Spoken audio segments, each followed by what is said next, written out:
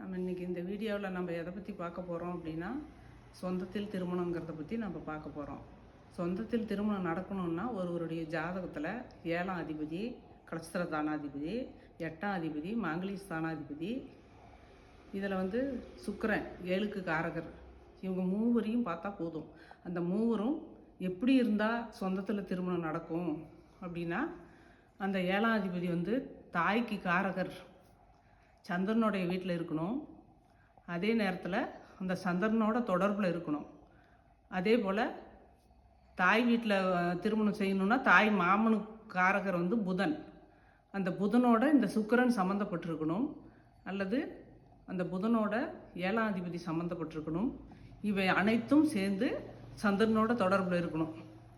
அப்படி சந்திரனுடைய வீட்டில் இல்லை, வேறு வீட்டில் இருந்து தாய் மாமன் வீட்டில் கல்யாணம் நடக்கணும் அப்படின்னா, அந்த சந்திரன் வேறு இடத்துல இருக்கிற இடத்துல அந்த 7ஆம் அதிபதி சேர்ந்துருக்கணும்.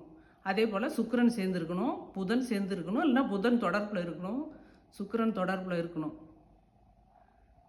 அப்படி இருந்தால் தான் சொந்தத்தில் திருமணம் தங்கு தடையின்றி நடக்கும். வணக்கம். இந்த வீடியோ பிடிச்சிருந்தா லைக் பண்ணுங்கள், ஷேர் பண்ணுங்கள், சப்ஸ்கிரைப் பண்ணுங்கள், கமெண்ட் பண்ணுங்கள். நீங்கள் பண்ணுற கமெண்ட் வந்து உங்கள் டேட் ஆஃப் பர்த் டைம் கொடுத்தீங்கன்னா, அதுக்கு ஒரு நாள், வாரத்தில் ஒரு நாள் வந்து டைம் எடுத்து உங்கள் ஜாதகத்தில் சொந்தத்தில் திருமணத்தை பற்றி கேட்கணுமா அல்லது வேறு எதை பற்றி நீங்கள் கேட்டாலும் 2 கொஸ்டின் மட்டும் கேளுங்க. அதுக்கு நான் வந்து பதில் சொல்லி வீடியோவாக போடுறோம்.